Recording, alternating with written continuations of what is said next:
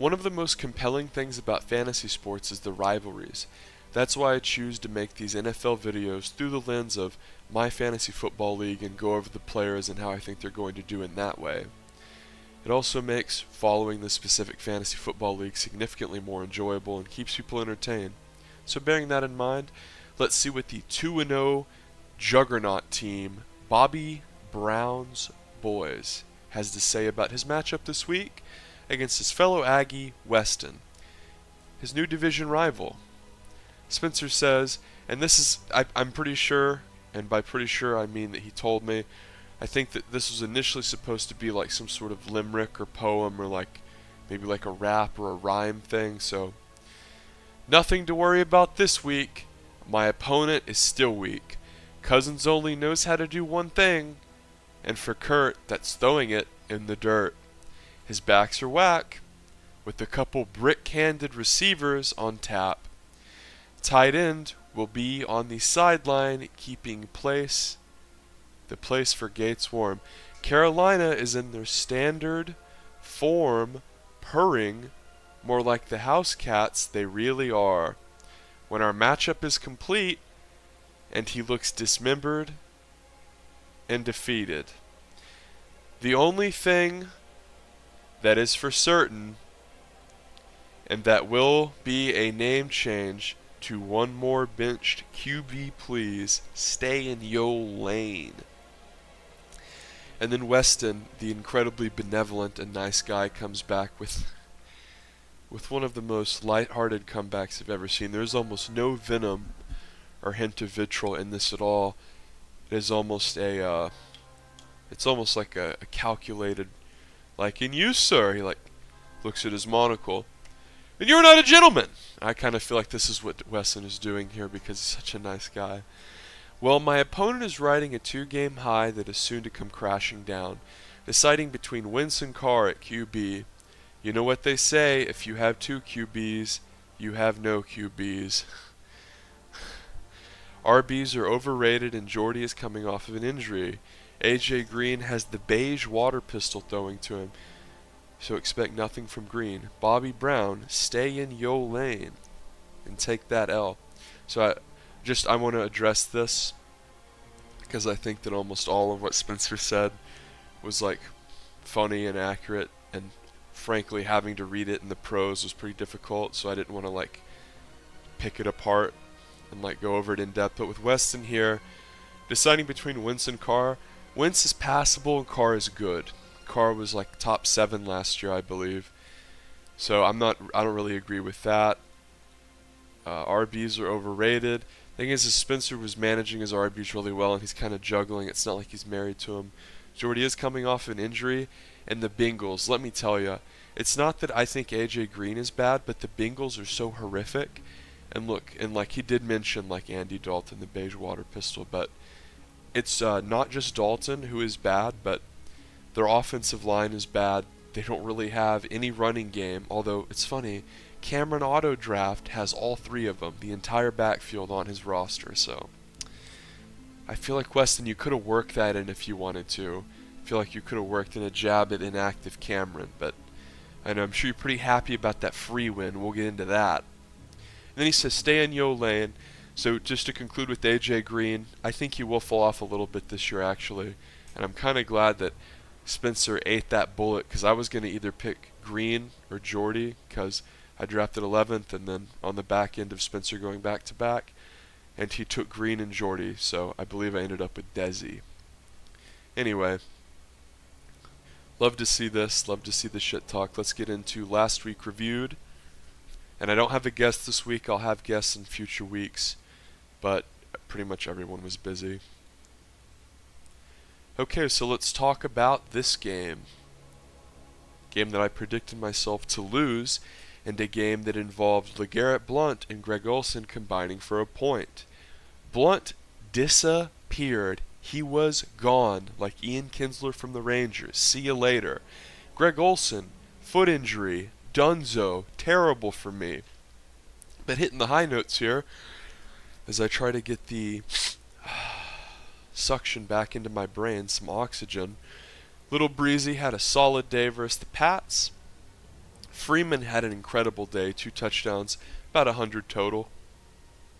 Former Texas Tech star Michael Crabtree caught a 3-piece versus the Jets. Now, I knew he would do well because he was playing the Jets, but 3 touchdowns. My goodness, what an incredible day. Desi had a dirty dozen almost, and he had a couple horrific drops that really hung Dak Prescott out to dry and prevented the Cowboys from coming back and made the game look significantly worse than it was. Gostkowski was good for me. They were playing NOLA. I knew that was going to be good. The Eagles, meh. Kansas City's pretty good. My boy Seagouch, if you're watching, leave a comment. Dick riding the fucking Chiefs. Also, guys, I want likes and comments on these fucking videos. Make me want to keep making these. These take like a hot minute to make, and it makes me actually have to keep up with the shit. Because if I don't know what I'm talking about, you know Spencer's telling me, and you know Weston. The thing about Weston is he's so nice. He's almost like won't even tell you he disagrees with you. He's just like, here are some great stats, and it's just like, can't argue with that. So I love to see that too. Also, Weston has been texting me some stats that he's been running through Excel, and actually showed me how to do a really cool feature. We're gonna actually pause the video to do something that I want to show you guys. You can go to League tab, History, and literally there's like an almanac, and you can backtrack to the previous seasons. Now, the league started in 2007, but the commish forgot the password at one point, so we had to make a new one. But if Cameron ever says like, I don't know, man, I feel like in 2013 my team was pretty good, you come back and be like, let's see how good it was. 10th. And I just picked a random year, by the way. I didn't premeditate this. 6 and 8. But yeah, that's how you access the history. Because what was interesting is after Weston showed me that, of course, Spencer was with me at the time, and we looked at that. We just spent a lot of time looking at that, and I'm actually going to pull out some of the stats that Weston sent me, just so I can reference them. Because after I lost to Lily on that opening week, I got to thinking, how is my record versus Lily? Because I know I feel like every time Lily beats me, I hear about it multiple times in real life. So I'll be dropping some of these stats, hopefully for everyone throughout the cast. Now, obviously, Jackson and Sam just joined the league, so that kind of queers things a little bit. But my record versus Lily is 8-4, with me winning the 8 and her winning the 4 after last week. So, for the curious. And Lily and I have been division rivals for a long time. So let's finish addressing this game. Phillip Rivers. Here's what you have to know about Phillip Rivers. He's playing Miami, and they put up 17 points. Phillip Rivers isn't that good, okay? He's above average. He's kind of like John Lackey. He gets really pissed off all the time. He has a bunch of like B-tier receivers. They're not bad. It's not like he has a bunch of bums around them, but it doesn't really make sense when the quarterback pool is so deep that you see people taking this guy. I don't know. The thing is the rest of new guys' team is so good that I can kind of see why he has Phil Rivers, but I'm just not a huge Rivers guy. I don't like the fact that the Chargers are trying to move into LA. What is the deal with so many teams trying to flood into LA, screwing their current fan bases over, and then just being like, okay, well, I guess we're going to have to build a stadium too. Let's just play on this soccer field while we fucking wait. People will love that, right? Garbage. Also, I've traveled to San Diego and actually kind of like it. It's, I guess, my favorite city in California. But it's kind of annoying that they lost their sports team so another LA team could exist. Just what LA needs, right? It's like West Coast New York, I swear. Okay, anyway. There's another great thing. I can just go on tangents like that, like it's the fucking old days. Shout out to you guys that have been watching these videos since 2011, by the way. Shit, shout out to you guys that are still watching this one. So Coleman, I think, Coleman's one of those guys that is on an offense so productive that even though he is a timeshare, he's worth starting. So obviously I had Freeman. Freeman got way more points. Jackson pointed out that if Coleman hoed Freeman out of a lot of touchdowns, then it could be bad for me. Thankfully that didn't happen. Freeman nature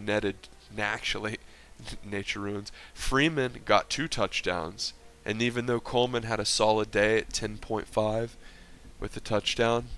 It was inconsequential. Zeke Elliott looked like dog shit, and he quit on his team in the third quarter. And if you don't believe me, go watch the VOD. Whenever Prescott threw an interception, he just stopped. Just stopped and looked around like he was done running a journey. It was a joke, although they're playing Arizona in week 3, so Zeke's just going to murder the Arizona defense. Keenan Allen was solid. 100 yards on the dot. Maybe if he reeled in a touchdown, the LA Chargers wouldn't be sitting at 0-2. Mike Evans had a great week. Not great. That's kind of what I look for in a receiver, like around 100 yards and a touchdown. If I see my receivers getting me that, I'm happy. Mike Evans, known to do that, was playing Chicago. Gronkers, already hurt.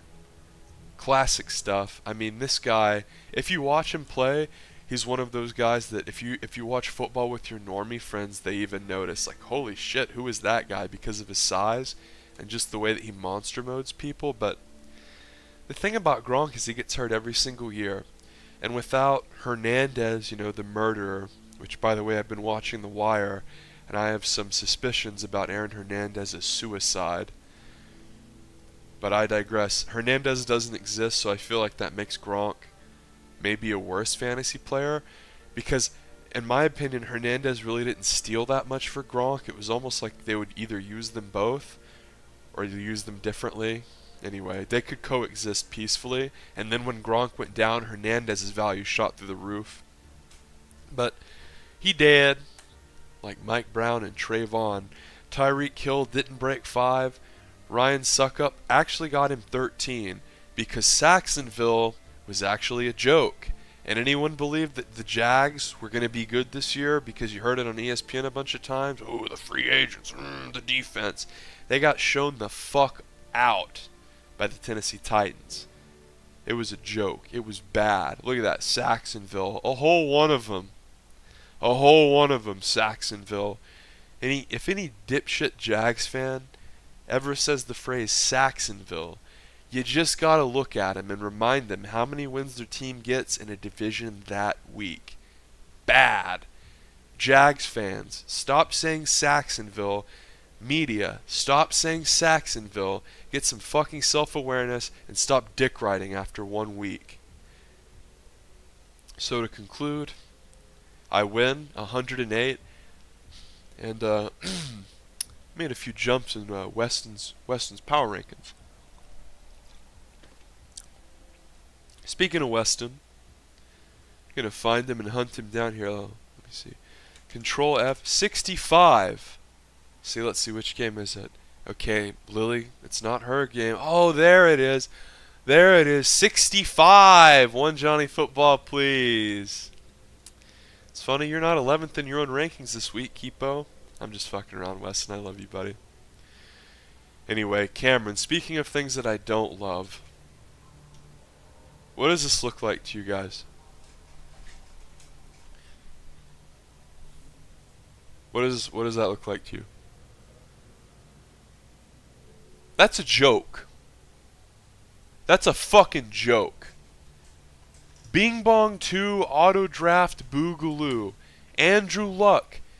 He was ruled out days and days before his game. He wasn't playing some crazy Thursday game. He wasn't playing a London game and you had something going on Saturday night and he fucking played at 9:30. No. He wasn't questionable. Dude was out. Dude was out week 1.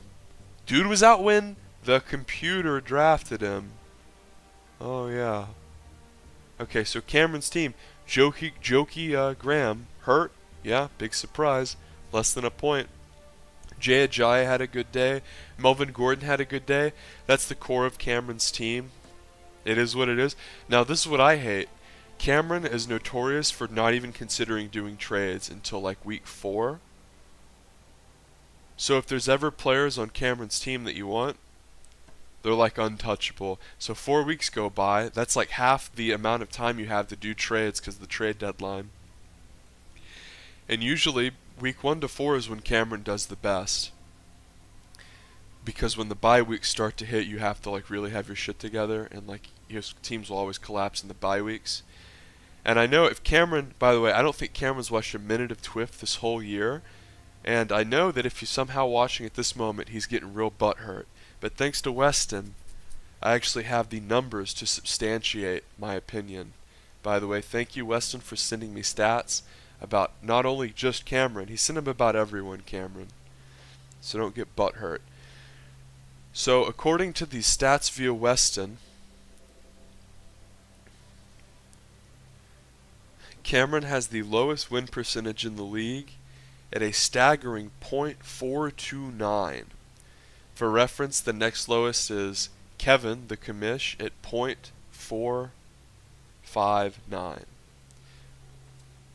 I wish I had little graphics prepared. Okay, so Cameron's overall regular season win-loss is 36-48, a losing record. Kevin has a losing record at 39-45, and Lily has a losing record at 31-39, but Lily won that championship off of Spencer. I'm sure you guys want to know, so I'll just read the rest of them. Spencer's record is a staggering 56-28. This is regular season. C. Goucher is at 47-37, so 10 games above. Mark, the Cura Sucks, is 39-45, although he won the championship last year. Weston's at 41-27, damn good.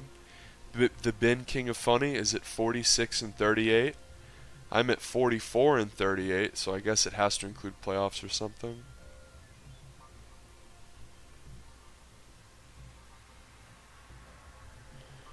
I don't know how to account for those other games, but those are the stats. There you have it. I'm 44-38. Ben's 46-38. Rampy is 43-41. And I've read all of them. So yes, Cameron has the worst record out of everyone in our league at 36-48, and it's not even close.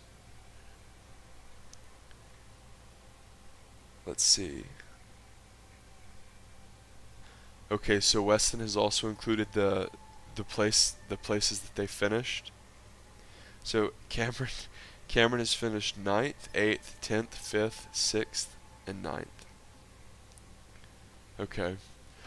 So now that we have officially substantiated our opinion with statistics, we can definitively say that Cameron is probably not going to trade people.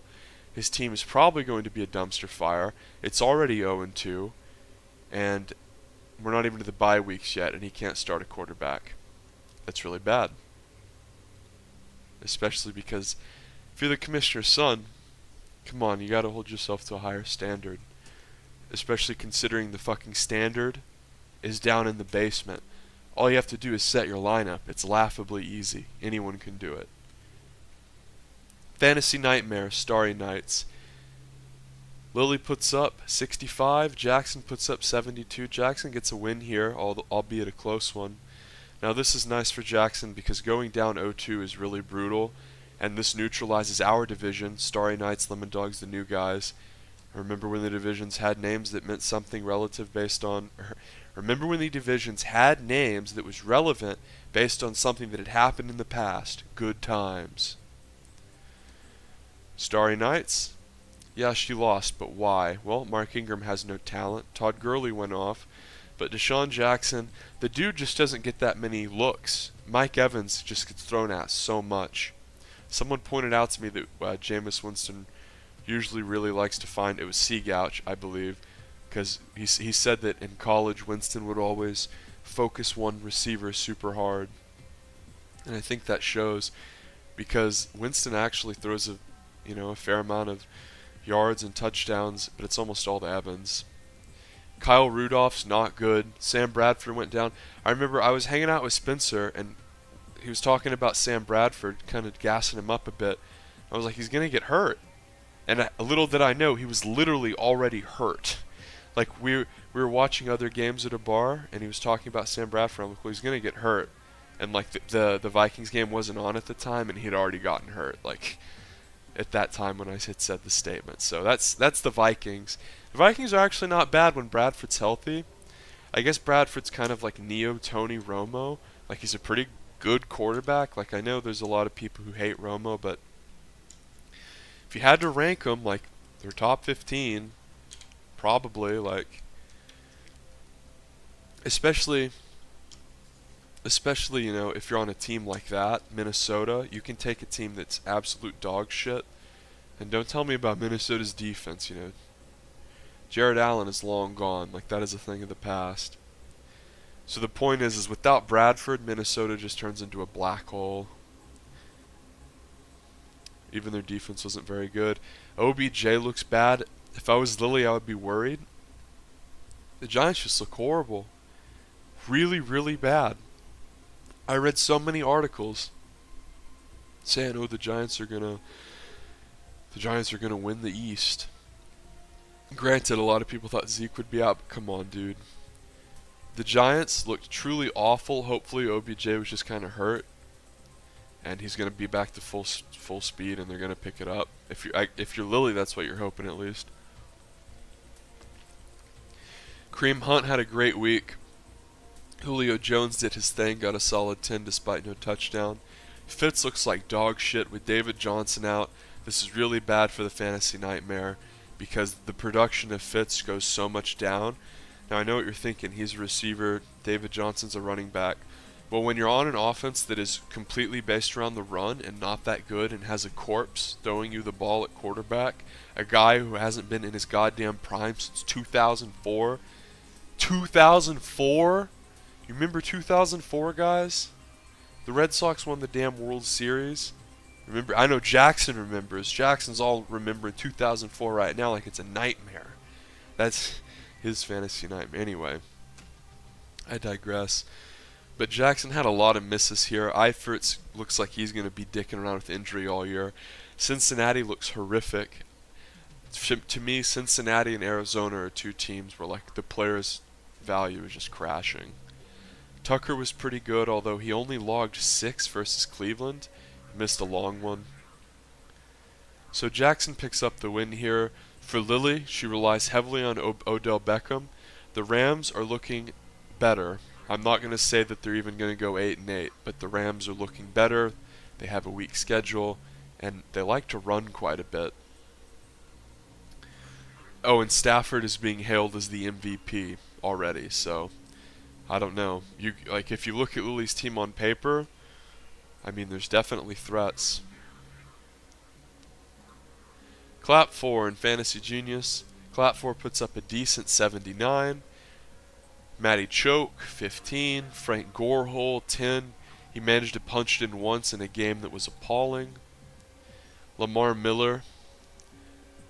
I mean, if you saw that Texans Cincinnati game, it was an abomination of two teams that look like they don't ever deserve to win another game this season. Antonio Brown, pretty disappointing. Sammy Watkins, pretty disappointing. Jordan Reed, pretty disappointing. Sanu, decent. He's a good number 2 threat when Julio gets Dick Road. And then Clap 4's back end really did well with the Broncos defense eviscerating the Cowboys. And Dawson, of course. This is one of those funny things where the offense for Arizona goes to shit, so everyone on every offensive player they have loses value. But that's kind of weird with the kicker, because if they can get it in the red zone, or not even in the red zone, but if they can get it close and the drive stall out, sometimes your kicker can get just as many points. But in general, you want a kicker on a high-octane offense, not an offense that can't finish the job. So Ben loses. I mean, he fucking put up 53. No one broke double digits except for Mariota, who, this is really concerning. I mean, if you're Ben, you have to be just ludicrously worried. Howard, the reason that it doesn't say that he's injured is because I'm doing it on Saturday, and it's like the day before the games that we're about to preview, the Week 3 games, so his little injury status has gone away. But Howard got hurt and played like shit. Ben bought into the McCaffrey hype, and like as much as I want like a white running back on the Panthers to succeed, and the Panthers in general to succeed, Jonathan Stewart is just going to hamstring any running option you have from the Panthers fantasy-wise. It's been like that forever. It feels like for like 6 or 7 years. So yeah, this is what you're going to get. Some shitty yards. And the Panthers, by the way, they're 2-0. They look horrific. Nola, New Orleans, who's 0-2, I think is going to light them up. I think Carolina's going to get beaten badly this week. Carolina has won 2 games that have looked really bad. Cam Newton, to me, I've never been a big fan of him or his style. And this is kind of like that running quarterback thing. To me, the Cam Newton play I'll always remember is when the Super Bowl, when there was the fumble, and instead of like it was, you know, if it wasn't early and on, and the point is he fumbled it. He had to get it for them to win the game. And instead of trying to jump on it, he did that bitch move where he tried to kick it away, like out of the pile, and then go get it. And of course, other people just fell on it while he was pussyfooting around. And that's kind of how I feel about Cam Newton. So now I see Cam Newton, and I see a guy who's relied on this sort of like aggressive, explosive, dangerous running style that relies on him to be that dude. And I feel like when the Carolina Panthers aren't very good, when the defense is sucking penis, the secondary is terrible, and he doesn't really have a lot going on in terms of offensive production, Kelvin Benjamin's fallen off the damn map. I haven't watched enough of them to know, like, is it Cam not being able to throw to him? Have they figured out how to shut him down? Is it the injury lingering? But Newton just has never been that good of a thrower, and I honestly think that he has to operate as almost like a Michael Vick style running quarterback to be successful, or like a Kaepernick or something. He really has to gouge people with those big slashing runs and use his size to his advantage. I feel like on some level he's like, well, if the team sucks penis and we're probably going to go 8-8, I'll just try to be a pocket passer. And he's just not that good at pocket passing. And even if he is running, I feel like whenever you look at footage of his MVP season and how he's playing now, it's completely different. When he was on his MVP shit, he would be aggressively using his legs as an option. When I watch him now, I feel like he almost doesn't want to do it. Like, he's like, oh, fuck, I have to run again. Not saying he's like lazy or something, but I feel like that's another reason why I don't really like running quarterbacks, is that style just doesn't last that long because you can only get hit so many times. Being a pocket passer is always going to be the more consistent option. So anyway, Ben's team looks really bad. Rampy and no fried. Well, Tom Brady went off 4 touchdowns. Or 3 touchdowns, excuse me. Kels went off 2. Kelsey. Stewart again. See, like Stewart and McAfee, if they merged into one back, then it would be like a solid option, you know, almost 100 yards. But that's the problem, is Stewart gets about 50, the other guy gets about 40 or 50. Doesn't matter if it's D'Angelo Williams or Stewart or McAfee and Stewart. Stewart is going to get enough touches to fuck you. Perkins is dog shit. DAE, remember when they had this guy projected over 10 fucking points a week? Remember how they do that with every single guy that's listed as number 1 in the Giants running back depth chart every year? Yeah, dude, this year the Giants are going to be able to run. The guy that's listed as number 1 is going to be a top tier guy, and every year the Giants have a dog shit run game, a forgettable by committee backfield, and a disgustingly bad O-line. Give me a break with that shit. Alshon Jeffrey had a good week, good for him. Amari Cooper, now he's a great deep threat, but I feel like the old tech boy Crabtree really reels in the touchdowns. Usually when you see Cooper has a touchdown, it's like he catches a bomb and gets away from the DB and just goes and runs it all the way in. Whereas I feel like when they get in the red zone, it's like that game back in the day with the black guy ringing the bell. When you're in the red zone, you got to go to Crabtree. And that's what Oakland does. Black uniforms. You guys get it. Black uniforms from Tech in Oakland. So, tradition here. What does he have? He has Cam Newton, who's managing to put up 9 against Buffalo. Great. 27 rush yards. I know I just said he didn't run, and although you're like, oh, but he has 27 rush yards, that translates to 2.7 points, which is a lot, which is why running quarterbacks have value because of how well the points scale. Well, the thing is with no touchdowns, it's still a disgustingly bad performance from a quarterback. DeMarco Murray looks like he fucking forgot how to play, and he's hurt again. Fun for Aaron. Lynch is doing pretty well. Thing about Lynch is they just want to get up in the red zone and pound it in with Lynch, and if they just do that all year, Lynch will be a great fantasy player. And he had a decent day against the Jets, but when he put up 45 on the Jets, you're hoping for more, but my boy, Michael Crabtree, caught them all. Hopkins looks just absolutely atrocious with the terrible, terrible Texans offense. And the fact that, isn't it funny when Texans fans are like, no, Savage and Queefweiler weren't bad. We had to do something. It was like, let's just like throw an insane amount of money at the first fucking guy that walks in the door. And then when it blows up in our face, just be like, no, it wasn't a mistake. We had to have a quarterback. So we gave an insanely big contract to a fucking bum. The Texans are so goddamn dysfunctional, Tony Romo like rage quit his pro career instead of fucking playing with them. Texans look horrible this year, guys. Horrible. Landry gets a lot of targets. Delaney Walker managed to get a touchdown to no one's surprise.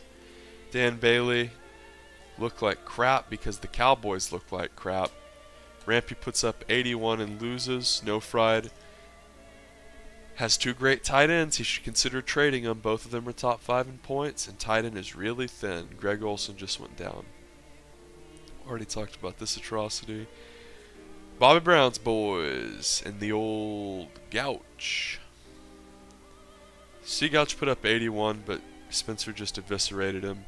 Derek Carr threw 3 touchdowns to Michael Crabtree. Spencer got nice use out of Jaquise Rogers because of the Dougie Martin suspension. Montgomery managed to get the end zone action. Jordy Nelson did not. AJ Green, look at him, poor guy. The Bengals look like shit.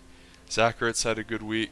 CJ Anderson ran all over the Cowboys. I've never seen Sean Lee miss so many tackles. My God. Greg the Leg did pretty well.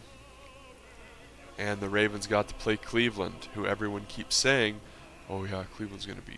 Cleveland, they're not going to suck this year. They're going to win 3 games instead of 2.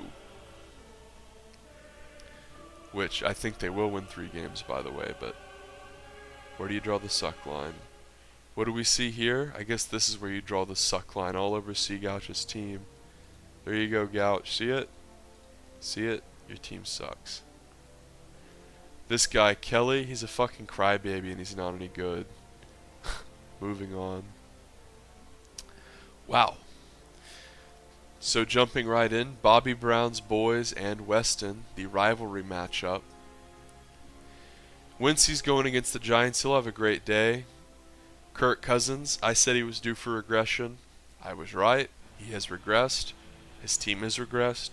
Dan Snyder, the Jewish wonder, is a terrible owner. Good fight. It's funny to... What did Weston say? If you have 2 quarterbacks, you have none. If you have Kirk Cousins, you have none, at least this year. It is not last year. Like, I think Kirk Cousins has changed significantly as a player as far as, like, who he has around him and how the Redskins are going to perform. Look, with the Giants looking like shit and Washington not really looking very good either, let me tell you about how well the Cowboys should do. Okay, so Fournette, everyone's favorite player, he rushed 14 times for 40 yards, and he got some catches. They're playing Baltimore this week. Fournette will probably do okay. Carlos Hyde's already locked in 21, so Spencer's got that matchup. Montgomery plays Cincy. He got the targets last week. He's probably going to get him this week. Cook, the rookie running back for Minnesota. He was getting some touches, but Minnesota's just not very good. He's probably not going to find the end zone. Advantage Montgomery. AJ Green, and I think out of everything that Weston said to Spencer, the watch out for AJ Green was the thing that had the most gravitas, because I honestly think AJ Green is still a solid player and he's going to get average points, but AJ Green is going to fall off this year, I think. I think that'll be significant. I'm actually giving Golden Tate the advantage. I know as weird as that sounds, I just think Cincinnati looks that bad. Kelvin Benjamin is playing Nola. I think he will catch a touchdown. He's still got his fucking leg issues, man.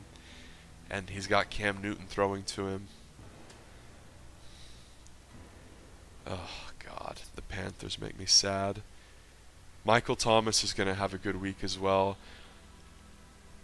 I'm going to give the advantage to Thomas because, like I said, I think the Saints are going to have a real good week this week.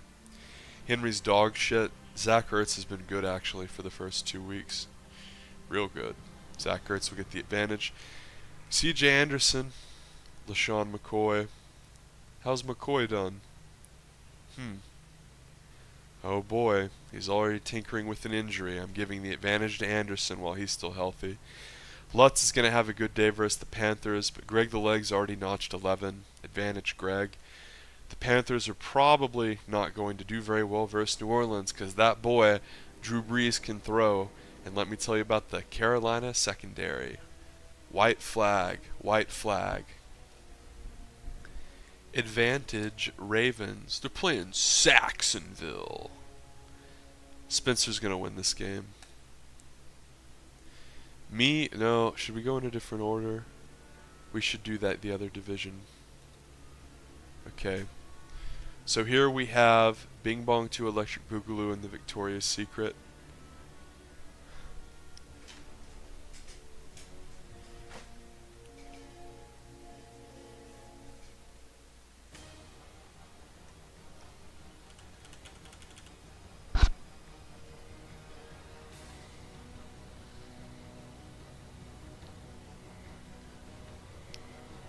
This better be changed before game time.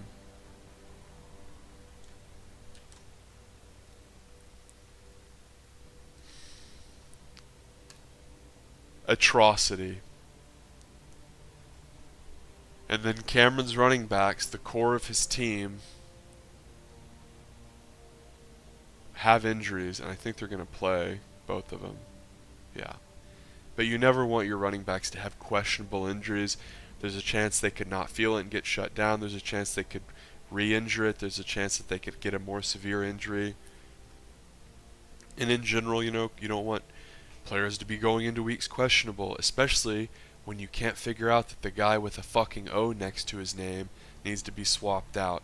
Generally, if you can't make that decision several fucking days before you have to set your lineup Sunday morning, then you're not going to be making the correct calls on the ones with the Q questionable, because sometimes that's hard. I don't even want to review this game because like the top 3 just makes me sick. Ajayi will probably do well versus the Jets. Melvin Gordon probably won't do very well versus Kansas City. Bell will run all over Chicago. Now I know Bell hasn't been Bell. I get it, but it's Chicago. Terrence West plays Saxonville, so I guess he's going to have about negative 15. Probably, I would say. Because they're really, really good. Actually, West will do average, I say, but he is questionable as well. And looking on the bench, what do you see? What do you see? What do you see? Kelly, injured. Not talented either. Sorry about you, Kelly. I guess advantage Ajayi for sure. Demarius Thomas, T.Y. Hilton. You see the O next to Luck's name. There might as well be an O next to Hilton's name at that point. Terrible.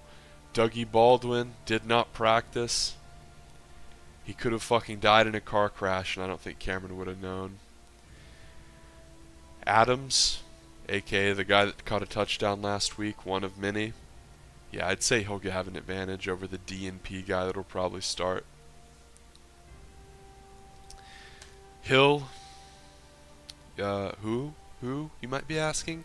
Just one of the fucking retards in the Cincinnati backfield. Yeah, obviously, it's Marvin Jones, right? Yeah, Marvin Jones has the advantage there. Santos versus Bryant. Man, reviewing this is making me, like, really depressed. You didn't show up for the draft, Cameron, and now you're doing this to us. This is not cool. Seahawks. Giants. Probably the Giants get the advantage. Seagouch has the advantage probably because this is going to stay like this and it's sickening. Oh god. No fried, Ben.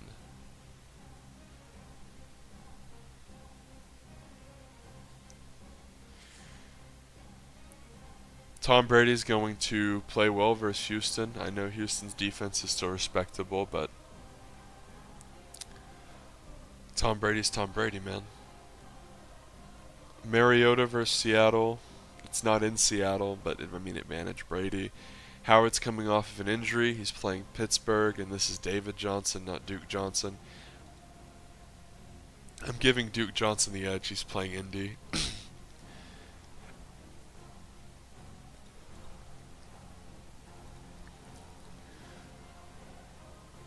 Baltimore back Javorius Allen is definitely going to outperform old Whitey on Carolina, especially considering West is fooling around with an injury.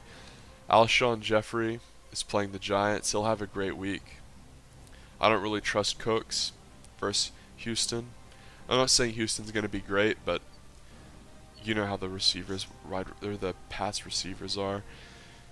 And then Amari Cooper, I'd say, is going to manage more than 2 points. What's funny is this Cup guy was involved in a 41-point lambasting of the awful Niners, but he couldn't manage to squeak out 2. Poor Ben. Marcellus Bennett will be outperformed by Travis Kelce. Is it Kels or Kelsey? Leave me a comment, Keepo. Hearns is a good pickup considering Allen Robinson got hurt. I'm giving him the advantage. Graham Gano, he'll do well versus New Orleans. I think that'll be a high-scoring game. And the Patriots are just going to eviscerate Houston on the defense because Houston can't move the fucking ball. So clear advantage, no fried here. Clap for and Rampy.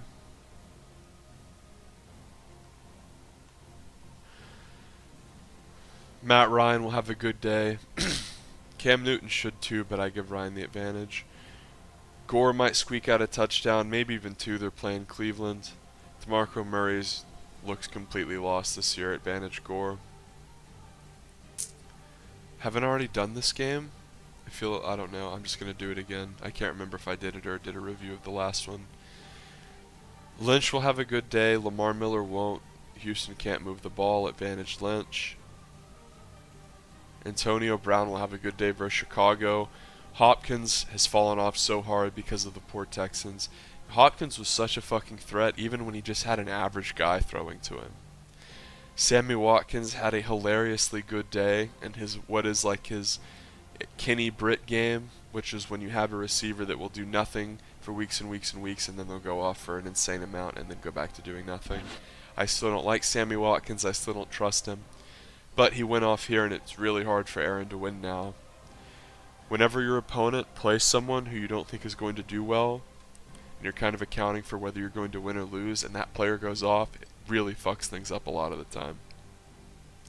Sounds obvious, but whenever you compare position to position and lay things out in matchups like this, it is important. So Landry won't outperform him. Delaney Walker will outperform Jordan Reed. Like I said, Washington's falling off. Kirk Cousins isn't that great. Gilsey. He's been catching and running. Well, catching and running. He's been running in the touchdowns. The point is he's due for regression. Oh, wait. They're playing Houston. You know, I don't think he's going to get a touchdown this week. I'll just go out on a limb and say it. I feel kind of stupid saying, like, oh, it's like, I feel like I say the same thing about almost all the Patriots players, not including Tom Brady. So I don't just want to, like, redundantly be like, oh, yeah, he might get a touchdown. It is worth noting that he has been getting the carries at the goal line, so that's good for Aaron. Dan Bailey's going to go off. The Cowboys really, really want revenge, and they're going to get it after that appalling display.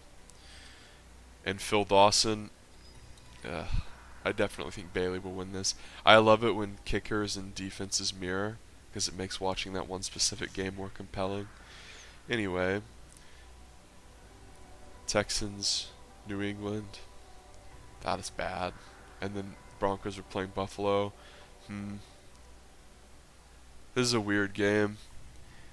I feel like it's going to be... I'm going to give the advantage to Clap for, because Sanu is a solid number 2 option. Brown will have a good game. Watkins is the fact that Watkins is already clocked in for this much is just like really, really brutal for Rampy. It's almost it's what I would consider not an insurmountable advantage, but like Sammy Watkins dropping 22 on you is just like 50 manor mules in your face at once. It's just ridiculous. So speaking of ridiculous, we have Sam, the league juggernaut, who was handed his first loss by me, facing off against Lily. So let's just jump right in. Matt Stafford, Phil Rivers. Phil Rivers, not a huge fan of his. Kansas City's defense is real strong. Matt Staff. Everyone was heralding him as the next MVP. I think he will have a good week. Advantage Staff. Coleman is probably like the best timeshare back in the league as far as like straight up number 2s go. But he's a talented guy and they'll do well versus Detroit. He'll get his touches. Mark Ingram might even slip a touchdown in. They're playing Carolina. I just don't have any faith in the Carolina defense. Gurley was a huge reason as to why this stinker of a Thursday night game turned into a bloodbath. He got 3 touchdowns and in general appears to be on the rise. Lily should consider probably moving, or I don't know. Lily might want to consider moving Gurley if she can get like a number 2 back and maybe receiver help, because as it stands I feel like her team has strengths but it has a lot of weaknesses as well, and she has OBJ on her bench. I wonder if that's permanent. Also notice, see like this is I've noticed this about a lot of Lily's teams, is they have a lot of working pieces, but I feel like she doesn't try to trade aggressively enough. So here you see like, presumably it's Saturday, so presumably she's benching OBJ after opening terrible for 2 weeks. But I almost know for it she doesn't have him on the trading block. She hasn't sent any, I'm almost certain she hasn't sent any offers out. I mean, she has the pieces here with Stafford and Gurley and OBJ. I don't know, I feel like she could definitely make something work here if she just traded around a little bit. There are teams that would kill to have Gurley that have assets to give away. Zeke Elliott will come back and have a better week after he completely quit on his team against the Broncos, but he won't be able to break 32. Keenan Allen had 100 yards last week, real solid week from him. Won't be doing that versus Kansas City with or without Eric Berry. Sorry about that. Deshaun Jackson is playing Minnesota. Like I said, Evans is the target guy. You know what, Deshaun Jackson, I think he'll probably get at least 8 points this week. Adam Thielen, I can't ever remember how to say his last name. Do you see this? That's called Sam Bradford. Do you see this? That's called not Sam Bradford. Advantage Mike Evans. Kyle Rudolph versus Gronk. Let's see. Ooh, Gronk is questionable. We say he's going to play. Gronk, that monster. Gronk is like, Houston. You just think, oh wait, but their defense is actually pretty decent.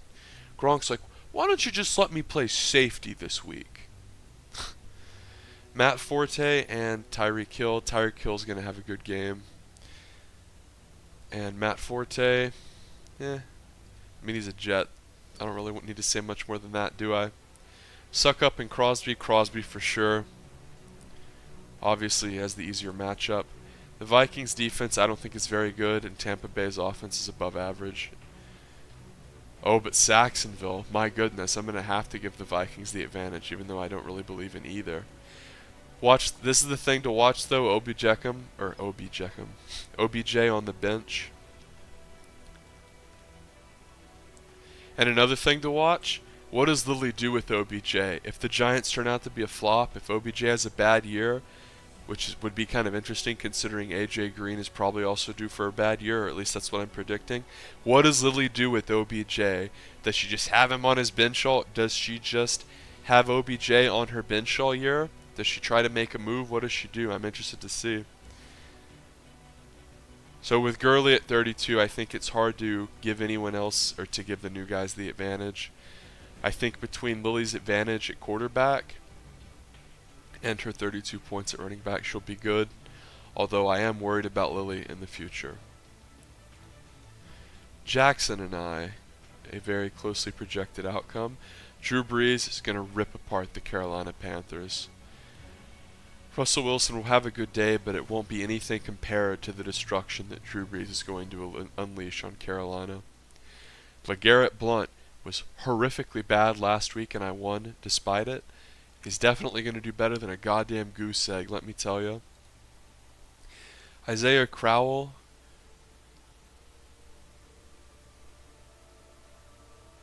Jackson said he wants me to get the ball and stuff like that, but he didn't really go into depth. Okay, whatever. It's the Browns. He'll probably get like 8. That's my prediction. Kareem Hunt. Fucking monster. Playing. Everyone always tells me like, oh, the Rams defense. But you know what? This isn't the Rams, it's the Chargers. Good thing we have so many LA teams. Yeah, Kareem Hunt's going to go fucking monster mode. Although Freeman's going to have a big game too, so I'd say Hunt has the edge, but that'll be an interesting little mirror matchup in terms of them both doing well and them both being running backs. Crabtree is going to have another great week after his 3 touchdown performance. Crabtree's a solid guy who's never really going to get you less than 8 and has the potential to get those touchdowns. I really like Crabtree. I mean, I drafted him, right? So, herp derp, of course I like him, and it's still week 2. And if you're still watching this long-ass video, by the way, God bless you, go ahead and leave me a comment and say the word like chicken soup or some retarded bullshit if you're still watching at this point. But I love having players like Crabtree who have a very consistent floor but can also reel in those touchdowns. Emmanuel Sanders, now he had a good week last week against the atrocious Cowboys. He's going to have to play humans though this week for corners, not mongrels, pieces of garbage, retards. The Cowboys trot out there. I mean, the Cowboys will just fucking let anyone play defensive back. As long as you have your initials tattooed on your forearm or on your triceps, you can fucking play. And he's the best of them, old OS. Isn't that crazy to think Orlando Scandrick is actually like the best of anything? Mind-numbing. Julio Jones versus Dez. Now both of these guys again are due for huge weeks. Dez Bryant should have a touchdown, but Julio Jones probably should as well.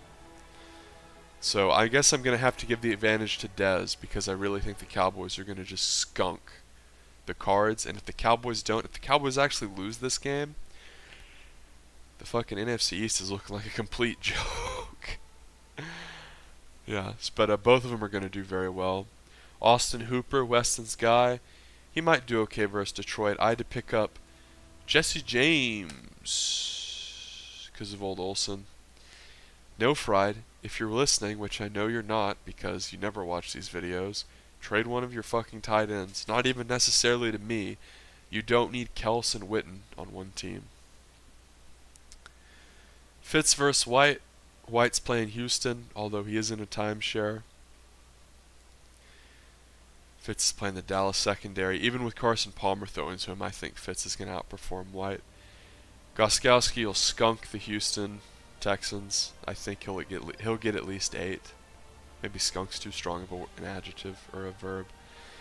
Tucker's playing Jacksonville. He'll probably outperform Gostkowski. The Eagles are playing the Giants. The Giants can't figure out what the fuck to do.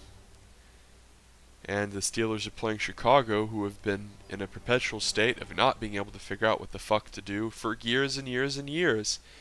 At one point, they were so hopelessly hell-bent on this problem and stuck on this problem that they signed Jay Cutler to a massive deal. Now, if we look at this game, I would say that other than the Weston Spencer game, it might be the game of the week. This is a game between two active owners, a division rivalry game, and a game between teams that are 1-1 and looking to move into first in the division. It's also a game where a lot of players are due to have huge weeks, both the flexes, both the running back twos. I think this will be a really high scoring affair. I'm going to have to begrudgingly give myself the advantage, specifically because I think Blunt will recover. He's playing the awful Giants, and I have enough matchups against the Giants and the Texans, who I know Spencer and a lot of the Texans people who watch these videos are going to be like, ooh, the Texans defense. The Texans defense is on the field too damn much. The Texans offense is a joke. And really, it's not just these two matchups, it's the Des Bryant is due for a good day. Michael Crabtree, good matchup. And Jackson has a lot of strong ones too. Now Jackson has a huge chance to win because I think this is a Monday night game. I think Fitz is going to catch a touchdown, probably have about 14.